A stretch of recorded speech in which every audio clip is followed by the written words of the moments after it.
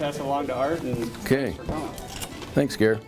So thanks everybody for coming. Just full disclosure, my parents are in the audience today, so if I say anything that sounds super stupid, let's see my mom afterwards and she'll straighten you out on that opinion. Actually wanted to start out with a couple book recommendations. This book called The Singularity is Near, I've been reading. It's pretty, there's a lot to it, but I haven't finished it yet. But this book is really interesting because it's all about the speed and incredible rate of change that's going on in the world with artificial intelligence and all the machine learning that's happening. And it's pretty mind-boggling because they're basically saying that the rate of change that we've seen that's been so incredible in the last few years with the internet and smartphones and all that is nothing compared to what we're going to be seeing over the next whatever number of years. And I have a little bit on that at the end, but this is a really good book, and if you want to sort of try to get your mind around what's going on, it's a great read. And this book just came out. It's called The Perfect Pass. It's written by this guy, Sam Gwynn, who's a longtime client of the firm, and he lives down in Texas, but he's written a couple other big bestsellers. One book about Stonewall Jackson called Rebel Yell, and another book called Empire of the Summer Moon, which is about the Comanche Indians and the whole Manifest Destiny move out west, which is really interesting. But this is about, it's a little different take, but it's about the transformation of American football from a running game to a passing game, and which sounds maybe kind of boring, but he's a great writer. So you can get this on Amazon for like 19 bucks. So just something a little different to start out with. What I'm going to try to do today is just talk about, I think we get spoon-fed so much negativity from the media. I know we do, from CNBC and any basically channel you tune into on TV or any newspaper you read is all about fear and you know what's going to happen next to collapse the economy or collapse the stock market. And so we try to find some things here that maybe look under the hood a little bit and dig a little deeper to find out what's really going on instead of just the drumbeat of negativity all the time. So try to point out some things you might not have heard about or be quite as aware of, and actually probably put a little bit more positive spin on what's happening now in terms of what might happen in the markets going forward, particularly the rest of this year. So anyways, just starting out, believe it or not, this is 29 years after the crash of '87 to the day, which is, to me, mind-boggling because it doesn't seem that long ago. And that was really the first kind of computer-driven crash we've had, these sharp sell-offs that we're kind of used to now, but that was the first one probably that just took everybody by surprise, caused by a lot of computer program trading. So just to start out, I use a lot, this is maybe more charts than everybody's going to want to see, but I think it's sort of a picture paints 1,000 words kind of thing. And so I'm going to use a lot of charts to sort of explain what's going on and where we are. So this is just the stock market. This is just the S&P 500 over the last, it's a 3-year chart. And as you can see, it's a pretty smooth curve except for these two downturns we've had in the last 12 months. So if you kind of smooth the curve and go from down here up to where we are now, in almost 3 years, it's about a 20% return, which is most people would say it's pretty good if you smooth the line. But we've had these big downturns here. This was mostly fears last August, September, October about China slowing down. If everybody remembers that, the world was going to come to an end and China was going to stop producing everything and the GDP was going to go to zero and all that kind of stuff. The market panicked, came back, and then oil prices really started, they had been collapsing down to maybe $50 a barrel, but this is when they went to $25 a barrel. And the idea there was that all the problems that the oil companies were going to have, they're not going to be able to pay their debt to the banks. It was going to spill over. The banks are going to start to fail, so on and so on. So none of that happened. And as strenuous as this was for investors, it's kind of already, even though it's over less than a year ago, it's already a sort of a fog in people's mind. I don't think most people could explain exactly what happened here, even though it was only about a year ago. And then this little ditty here was about a 6% drop, was Brexit. And that's when everybody thought that the world economies were going to contract because the UK was leaving the European Union. So the point here is that the market has these, it's pretty typical, it has these downturns from time to time. Some of them are pretty severe. They seem to be getting a little sharper because technology just moves things faster. But in the longer run, you make money. If you look at this from from whatever perspective you want, if you happen to get in here, Richard liked to point out to me the other day that if you got in about a year ago, you're up about 15%. If you got in back here at the beginning of 2014, you're only up about 7% in almost 2 years. So in the short term, returns can make a huge difference just depending on sort of blind luck or when you happen to get in. But over the longer term, they kind of smooth out. And the important thing right now is what everybody's wondering about is right here. See if I can use my drawing tool. There we go. That's since about mid-August, and that's the softness we're seeing in the market right now. And it's a little bit unnerving. It hasn't been very bad, but you can see some of these soft points before have turned into big, you never know. So people don't care as much about this because it's history, but that's where we are right now. So we're going to try to sort of look at that and see what's going on in the market. So just two things I'm going to kind of cover because there's a million different things that affect the market are interest rates and the election. And I'm not going to take a political stance. It's not a good idea this year.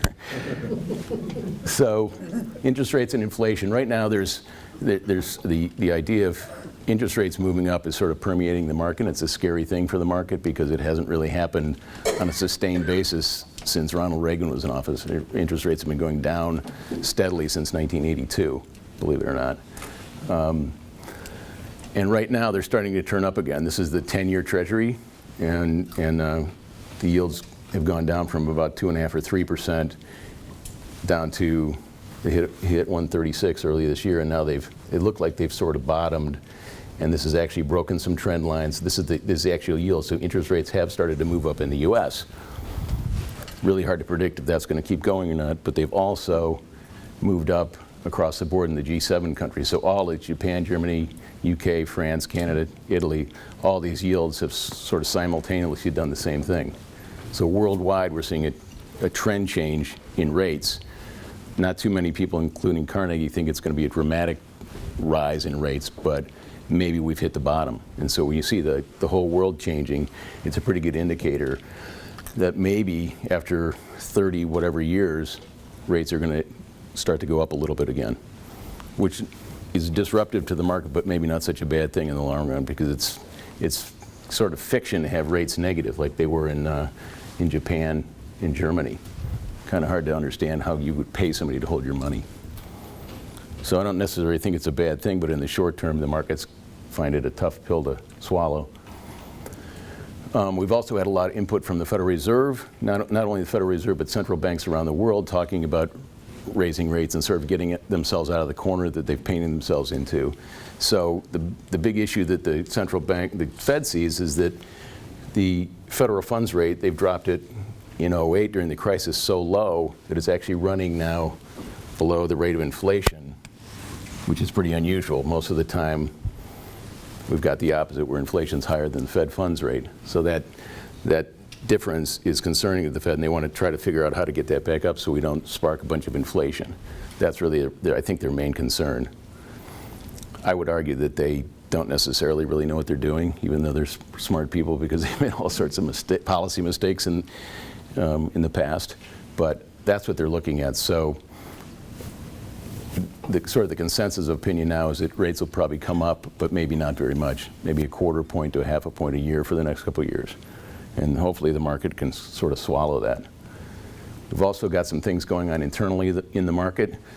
This is just showing that the long bond trade is crowded, which means there's the people who are betting that interest rates are going to go down, which would make bonds go up in value, or being long a bond, is pretty high right now. There's a lot of people betting on interest rates dropping back down. This is non-commercial, which means people who aren't hedging, they're more speculative. Last time this happened right here, big bet that interest rates were going to go down, interest rates went up. So you can make a pretty good argument that this is a contrary indicator. The crowd's long, it's going to go the other way. So that's just sort of internally what's happening in the market. This one I love because this is Wall Street's analysts' expectations for the Treasury yield at the end of the year. So almost nobody's betting that interest rates, none of the Wall Street analysts are betting that interest rates are going to be above 2% at year end. All of them are on this side thinking they're going to stay where they are, go lower, and Wall Street analysts are almost always wrong. It's uncanny. It's uncanny. A year ago, 3 out of 70 were predicting that rates were going to go up, and rates actually went down. So they're almost always on the wrong side of the table, and that's pretty dramatic when you see 5 out of however many that is. So I think that's a good argument that rates could at least go somewhere higher. Turning over to commodities, for the first time in a long time, we're just seeing some rumblings out of the commodity markets, which would indicate maybe with higher rates and some inflation. Copper's actually looks like it might have bottomed and is reversing trend. And copper, obviously, a very important commodity. And believe it or not, I don't think many people probably realize that natural gas has reversed like this and broken a big trend line. So all of us who have enjoyed basically incredibly low bills on our winter heating might start paying more for a while. But when the commodities start to turn, that could be an indicator that interest rates are due for a rise too, and maybe the economies worldwide are actually strengthening. So between some things that are happening with the market internally, with commodities, and what the Federal Reserve are doing, you can make a strong argument that rates are probably going to rise up at least a little bit. Now to the election. Luckily, there's not that much to say, and I'm not obviously going to take a position on it. But there's a couple of things you can look at. People are always asking what the election is going to do to the market, and the answer is nobody has any clue. But this is a list from Strategas of 10 things that you can expect. And I just highlighted a couple of them because some of these are kind of they're too detailed. But the performance of the S&P in the 3 months before an election is almost always, 86% of the time, predicted the success of the incumbent party, which would mean if the market's going up, the Democrats would win. The market's been kind of soft now, so it would actually right now be indicating that maybe Trump would pull off an upset. But it's not, it's not for sure, but it's just an indicator. There's always a relief rally after the election, which dovetails with some of the seasonality that I'll show you in a minute. And then I think it's interesting, the market highs are more often established in the fourth quarter of the fourth year, which would be now, and market lows in the first quarter of the first year, which would be January, February, March of next year. So there's some things historically, at least statistically, that are pretty interesting and optimistic for the rest of this year anyways. This is another chart. E-mini futures are the most popular futures contract on the Chicago Merc, and it's just a really widely used vehicle for hedging and betting on which way the market's going to go. And so right now, these positions are dropping dramatically ahead of the election, which is actually bullish because when the crowd goes one way, the market usually goes the other. Same thing happened with the Brexit deal in the United Kingdom. Everybody was betting on Brexit not going through. Everybody decreased their positions. The market got hit for 2 days and then went straight up. So kind of interesting that everyone's pulling in their horns before the election when we've got a lot of other factors that would lead you to believe the market could go higher. And then in presidential election years, the drawdowns that we always see in the fall are magnified. So you can see into about mid-October, which is exactly where we are now, the market has a rough time in presidential years, but then November and December it gets very strong. So we're not really seeing anything that unusual, I don't think. Maybe not as severe as we've seen in the past, but it's not that surprising to see some softness this time of year. So now it's just going to go back to the stock market and sort of look, like I was saying before, kind of look under the hood because, again, all you hear from the media is what's going to go wrong, and actually the internals in the market are pretty strong right now. This is a trend model that Strategas puts out, and it's been really reliable. You can see it was in a negative trend all through the financial crisis. It has a couple of blips along the way, but in the past few years when the market's been strong, it's been indicating an upturn. And those two downturns we had in the last year, it broke trend, but we're in a positive trend right now, which is just, it's not the be-all, end-all, but it at least tells you that the market's in good shape. And that's a 5-factor model, so it's pretty robust, and it's worked pretty well. So the old saying, the trend is your friend, is pretty important in the market. In addition to that, the trends this year are much stronger than they were last year. And you remember we had those 2 big downturns, so the market wasn't nearly as strong as it was. Lots more stocks are in uptrends than they were last year in different sectors, S&P 500, small caps, semiconductors, transports, some of the things people like to look at. So it's it's really about 2 to 2.5 to 1 in terms of strength this year versus last year. Oops, shoot. Roz, what did I do? I don't know. Sorry. Wrong button. Hit the wrong button. Can you fix it? Let me go back to this slide. Here, just hit this slide. Which one was it? Here, I'll just page through it.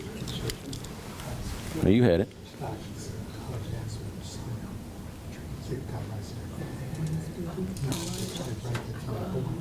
No, That's it. no, That's, no, just, let's start it from this slide. okay, I'll just toggle down. There you go. Sorry about that. There you Okay, so trend has a huge impact on performance, and this slide just shows that when you go into October in a positive trend, which we did this year, you have a much higher chance of making money, of having the market up in the fourth quarter. So when you go in with a positive trend October, the average return is 5.8% for the quarter, and that happens almost 90% of the time that you have a positive return, not 5.8, that's the average. But almost 90% of the time you're going to have a positive fourth quarter when you go into October with a positive trend. When you go into a negative trend, the market's only up half the time and the average return is negative, slightly negative. And then the typical fourth quarter is almost 4% return, and that happens about 3/4 of the time. So trend has a big influence on fourth quarter. And that's something you would never hear on CNBC, that we actually have a chance of making money this quarter. The advanced decline line is a really widely used indicator, and if the market's going up and the advanced decline line is positively sloped like it is right here, that's a really good indicator. If the market's going up and the advanced decline is going down, that's more negative. So it just means that a lot more stocks are going up than are going down. And that's a marker of market strength. This slide I just put in because I thought it was kind of amusing, but it's also interesting. For whatever reason, the market has had a huge correlation in the last 3 years with 82 to 85, 82 to 85 6, 90%. In other words, it's acting 90% the same as it did back then. Those were in the Reagan years, or just after the Reagan years. And in 85 and 86, the market kept going really strongly. And I bet probably everybody in the audience is saying, so what? It doesn't feel like it's going to happen this time, but it didn't feel like that in 85 either. You just never know. But that's an interesting correlation. So, I mean, the market could go a lot higher. Nobody thinks that way, but it could. And this just goes back to the seasonality, which is another thing that I think a lot of people aren't aware of. September and October, really through mid-August, September and October, and about mid-October are seasonally the worst times of year. November, December is seasonally the best time of year. And that's exactly what we've seen so far this year in terms of market weakness. And we're right here now, right at this inflection point, October 19th. So we should, if the typical seasonality comes through, we should start seeing the market improve relatively soon. Maybe after the election, who knows? Okay, just a couple things to watch for. Just to let you know kind of what we look for in terms of when this softness will start to go away. And this is just all internal stuff, but it's kind of interesting. The put-call data, puts are just bets on the market going down, calls are bets on the market going up. So when it's a contrary indicator. So if you have a large number of put buyers, negative participants in the market, that's a positive for the market, because again, the crowd's always wrong. And this chart right here down at the bottom, when the puts spike, up here past about 1.5 or 1.2 to 1, that's kind of a washout, and when that spikes, it's a lot of times a good indicator that the softness is over. So we haven't quite gotten there yet, but that's one thing we're looking for. If that spikes, we have another little downturn, that spikes, it would probably be the indication that we're maybe done with the seasonal weakness and could start a new uptrend. Also, the bullishness has been dropping Another inverse indicator, when the bulls are running away, nobody's bullish, that's a positive for the market. So if this gets down closer in here somewhere or drops a little bit more, we're getting closer to the inflection point where the market might start getting better. These are just short-term things to deal with the softness that we're looking at right now. And then it's also important to keep an eye on the corporate spreads. This is lower end investment grade corporate bonds versus treasuries. And when things are underlying characteristics of the economy are bad, those spreads widen. So the lower quality bonds yields go way up compared to treasuries. And you can see they've been in a nice downtrend. So the spreads are contracting, which means there's underlying health in the economy. So that's just something we kind of watch. And then momentum, momentum's measured by the number of stocks that are trading above their 50-day moving average. And in order to kind of wash out a little softness like we've got now, you've got to see the number of, you almost always have to see the number of stocks trading below their 50 moving average go to about 80% or 20 that's not above. So that's getting close too. If we see a little more drop in the market, we're probably just about the end of this market softness. I just wanted to wrap up with something we've been talking about a lot at the firm, and that is what I just briefly mentioned in this book is there's this, we're possibly at an inflection point with what's happening in technology and machine learning and what they call artificial intelligence. And it's pretty frightening what's happening, or exciting what's happening, depending on how you look at it. But machine learning has really just started to take hold in the last whatever number of years in the short term, and it's accelerating quickly. This is what they call a technology curve. And basically, a lot of people think we're right about here, which is called the knee of the curve, and the rate of change. If you think the world's changed fast with the internet and smartphones and all the things that have been going on, you ain't seen nothing yet. That's the whole idea behind what's going on. And machines are starting to beat people in chess and that Chinese game called Go, which is supposed to be 10 times harder than chess. And they learn exponentially. Everything that they learn way faster than humans. They never get tired. They never have to take a nap or a coffee break. And so that's why this rate of change is so dramatic. And in this book, he points out we're not going to see in the next decade, or I'm sorry, in the next 100 years, we're not going to see a linear rate of advance. We're going to see an exponential rate of advance. And we're going to actually learn thousands of years worth of things in the next 100 years. It's kind of mind-blowing, and it's hard to understand, but that's what's going on. To give you kind of a real-world example, this is a chart we found, which is, so this is what happens in 1 minute on the internet. And a lot of these companies weren't even around, 10, 15 years ago, but so 700,000 people log on to Facebook in 1 minute. 347,000 tweets. A lot of people don't even know what tweets are yet, but that's 38,000 posts. These are all in 1 minute. It's just unbelievable. 2.7 million views on YouTube every minute. It's just astounding. And this is just going to get faster and faster and faster. So all of those things are really, really interesting, and that's a new world we're living in. I took Tinder off. Tinder got cut off. I don't know if anybody knows what Tinder is, but it's not something we can talk about at the family dinner table. Excuse me, Art? Yeah. What is the reference to singularity? Singularity, as he defines, is I think the point at where machines become smarter than humans. There was just a piece last week on 60 Minutes about artificial intelligence. And Yeah. echoed some of what you're saying. Yeah. I think it's almost impossible to understand how fast it's moving. I don't think, yeah. So this is, these are some things we've been looking at. IBM has Watson, which originally beat the Jeopardy champ, which seems kind of silly, but it's not that silly when you really think about it. And there's a website or a link that shows how Watson works, which is really interesting. Google's AI effort is called DeepMind, and it shows how DeepMind beat this Chinese Go champion, which has never happened before.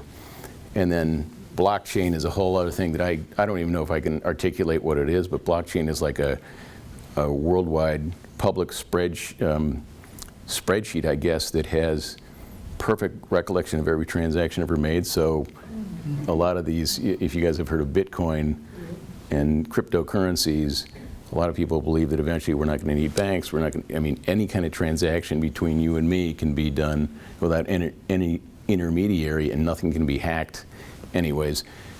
The reason I put this up is because there's kind of a evaluation sheet, I guess, that Mindy's going to hang around. If you want to get these links, we can email them to you. And there may be 10 or 15 minute videos, but it's really interesting stuff. And I think it's important investment-wise to try to keep up with this, because it's going to make a difference. If you look back at Facebook and Google and all the internet companies that have just gone to incredible levels of wealth, there's going to be another wave.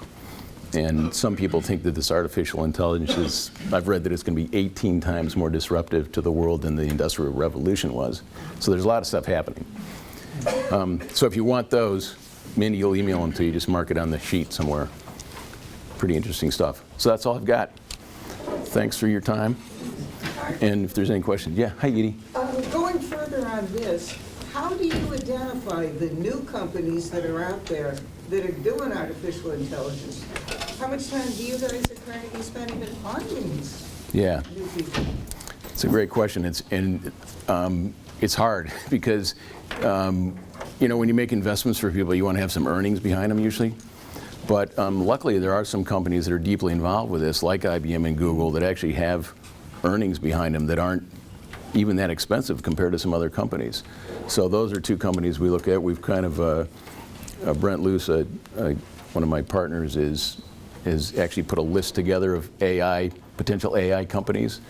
The tricky part is finding out what the emerging ones are that nobody knows about yet, that aren't making money yet, but they're going to come out of the blue faster, I think, than Google and Facebook and all these other companies did.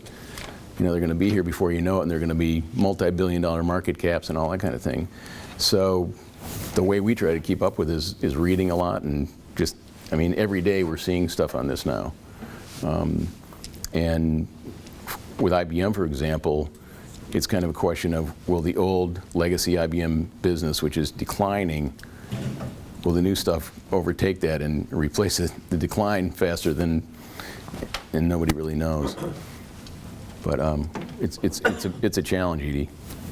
Yeah. I don't understand how interest rates impact the market. In other words, if interest rates are high and everything's in proportion, let's say if you're getting 18% in the bank saving your money, and people have jobs and they can pay their mortgages and they're higher, okay, like there was a period of time when interest rates were high, but people were able to pay their mortgages. Yeah. It's like today people die and they can't pay off their mortgage or their loans, and if you go to the bank, you can't save your money. You're either in the stock market, you own a company, or you're in real estate. Right.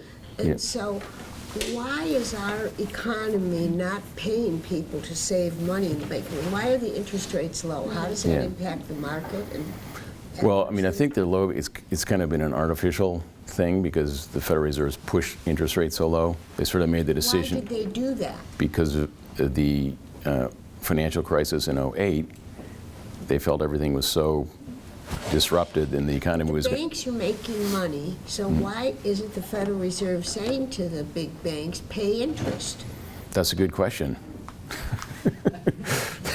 There's no real... In other words, there's a little hokey-pokey going on. In other words, the government could basically say to the banks, you're making profit, increase your interest, because they could do it to the Federal Reserve. Yeah, well, the Federal Reserve is just a bunch of people sitting around trying to make the best decisions they can, and they've made a lot of mistakes in the past.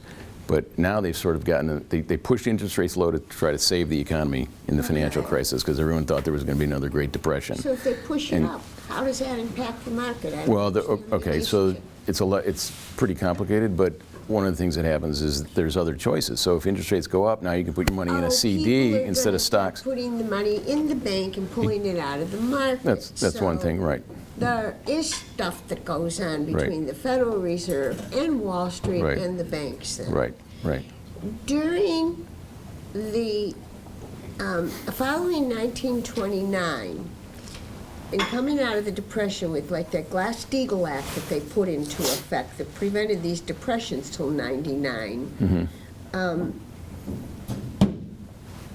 I don't know they'll ever put that back because that Dodd-Frank didn't do what the Glass-Steagall did. Okay, but my point is, the government does have the power to say to the other forces, we're raising the interest rate. Federal Reserve raises it, that forces the bank to raise theirs. The government has that authority, am I right?